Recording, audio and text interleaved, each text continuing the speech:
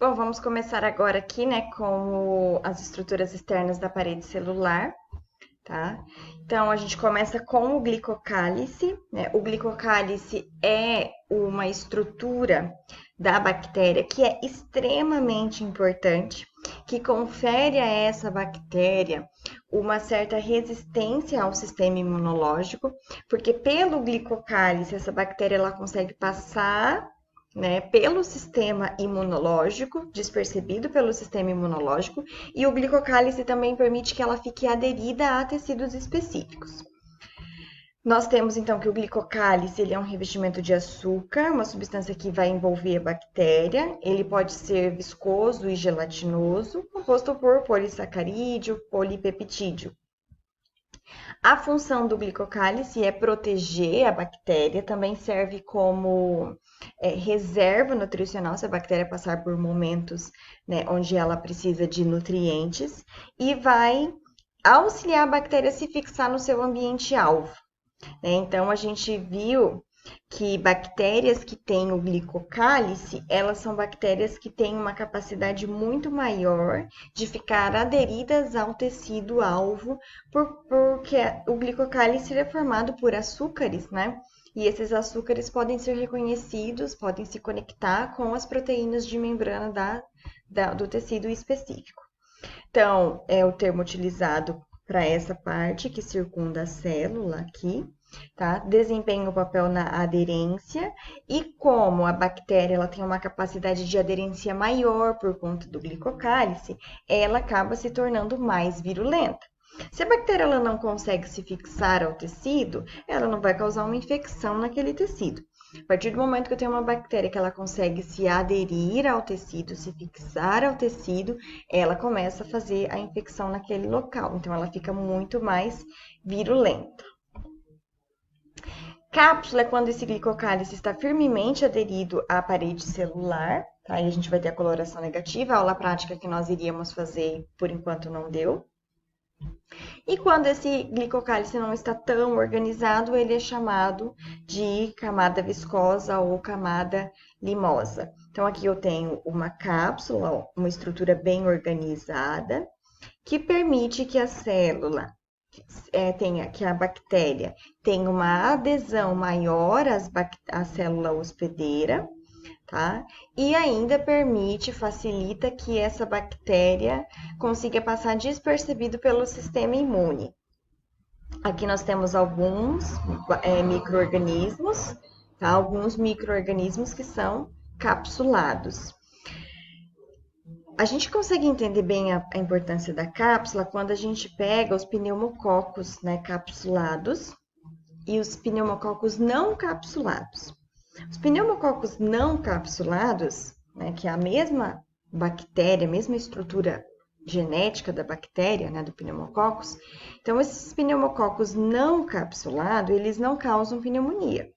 Quando esses pneumococos, eles conseguem formar essa cápsula, quando eles têm essa cápsula, eles conseguem causar pneumonia. Então, por quê? Porque a cápsula vai deixar essa bactéria mais resistente, ela vai ter um poder de adesão maior e ela vai passar despercebido pelo nosso sistema imune, né?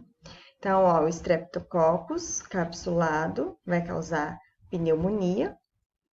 Então, a cápsula, né, quando esse glicocálice está organizado e aderido à parede celular, ele tem função de quê? Evitar a fagocitose, aquele processo onde as nossas células de defesa, os nossos glóbulos brancos, emitem invaginações, tá?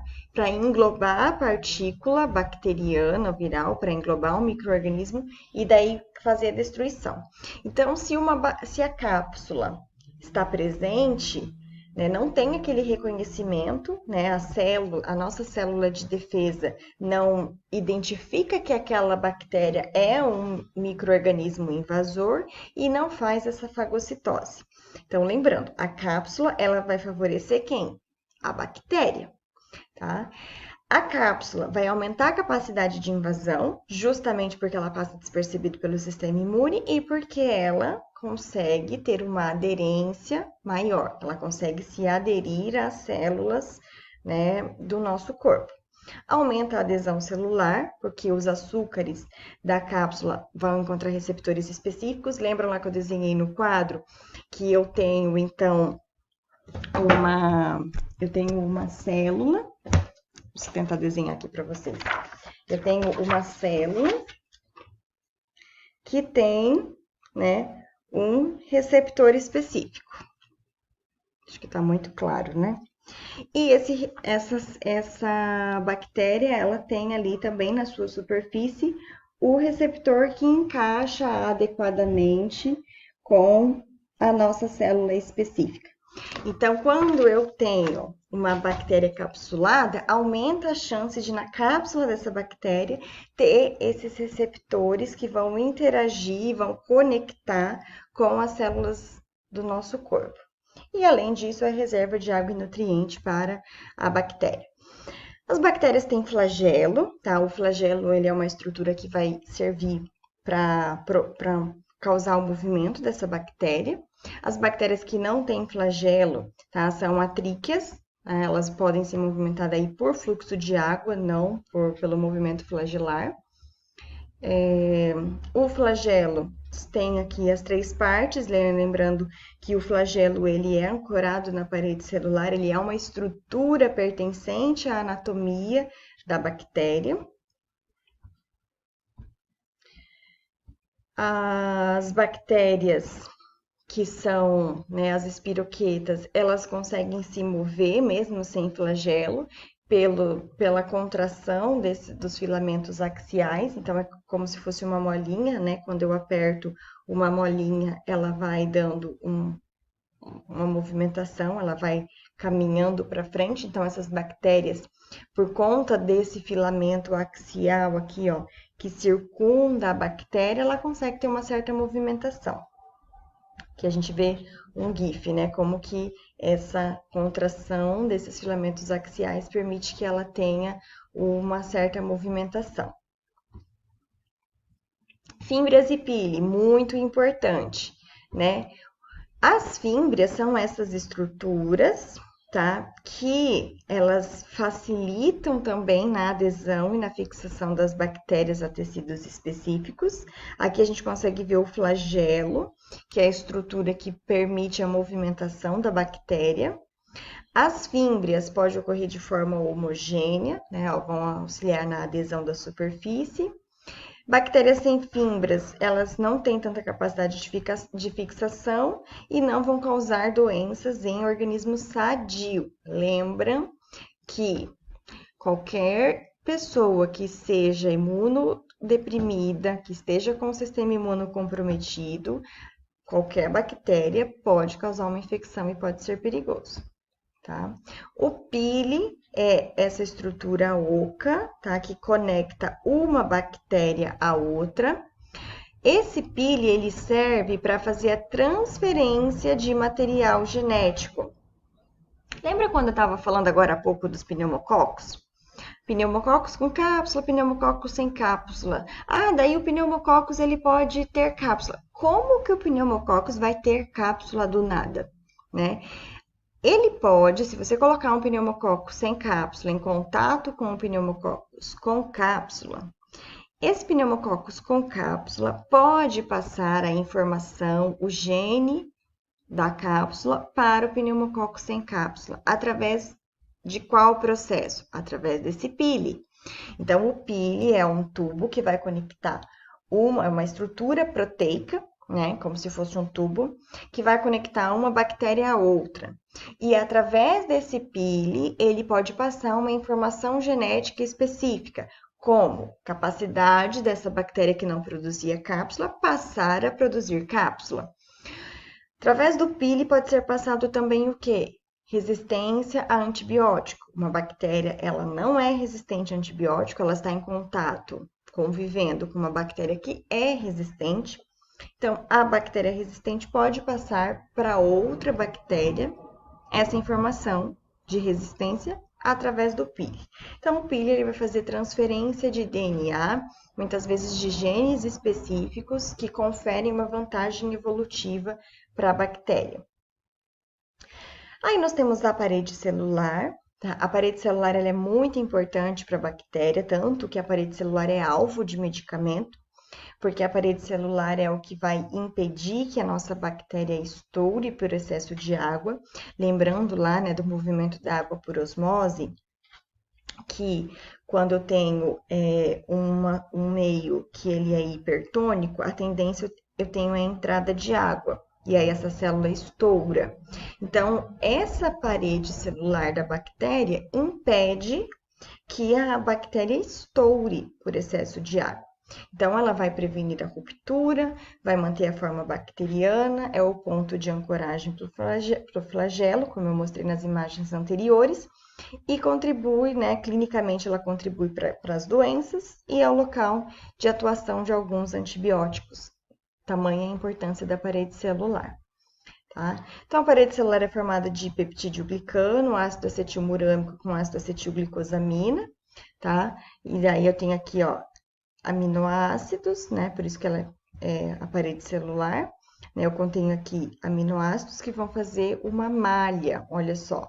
Então, ácido acetilmurânico e glicosamina, e aqui os peptídeos, né? Os aminoácidos. Então, ela forma uma malha, uma rede que vai protegendo essa bactéria. As bactérias gram-positivas têm uma parede celular, né, com várias camadas de peptídeo glicano, como a gente vê aqui, ó. Então, eu tenho a membrana plasmática e várias camadas de peptídeo glicano. Essa é a minha bactéria gram-positiva, tá? Então, são muitas camadas, formam uma estrutura espessa e rígida. Então, muitas camadas dessa estrutura em malha.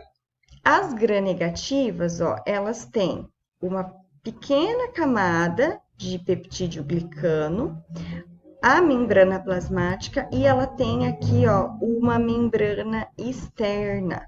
Então, ela tem uma membrana acima da parede celular, que é de lipopolissacarídeo, tá? Que vai fornecer barreiras para antibióticos, enzimas e detergentes. De modo geral, a gram-negativa, ela acaba sendo mais difícil de ser combatida com alguns antibióticos, tá? Porque ela tem essa camada de lipopolissacarídeo externa acima, né, da camada de peptídeo glicano que acaba protegendo. Então, a gram-negativa, embora tenha uma pequena camada de peptídeo glicano, que poderia deixar ela, né, mais suscetível, ela tem uma proteção extra porque ela tem uma membrana extra, né, de lipopolissacarídeo. Então, eu tenho aqui, ó, a minha membrana plasmática, a minha camada de peptídeo glicano e toda a minha membrana extra de lipopolissacarídeo protegendo a minha camada de peptídeo glicano. Comparando as duas, gram-negativas com gram-positiva, então aqui eu tenho a membrana plasmática das duas, ó, a grande camada de peptídeo glicano da gram-positiva, a pequena camada de peptídeo glicano de parede celular da gram-negativa e a membrana externa aqui, que somente as gram-negativas vão possuir, certo? A coloração, nós vamos fazer uma aula prática com esse mecanismo de coloração, tá? Ó, mas quando eu tenho a gram-positiva e a gram-negativa, eu coloco o primeiro corante, que é o cristal violeta, coloco o Lugol, que ele passa pela membrana, tá? Pela membrana. Como a gram-negativa tem uma membrana externa e ela tem uma pequena camada de peptídeo glicano, o Lugol consegue atravessar essa membrana e te remover a coloração daquela pequena camada de peptídeo glicano. A gram-positiva, o Lugol não consegue remover a coloração, né? Não consegue retirar o corante cristal violeta da camada de peptídeo glicano por ela ser muito espessa. Então, o Lugol não vai remover o cristal violeta, não vai remover o corante. Quando eu coloco o corante rosa, né, como a gram-negativa foi descorada pelo Lugol, ela se cora de rosa, e a gram-positiva, que não teve o corante removido, vai continuar sendo roxa. Nós vamos continuar nossa aula.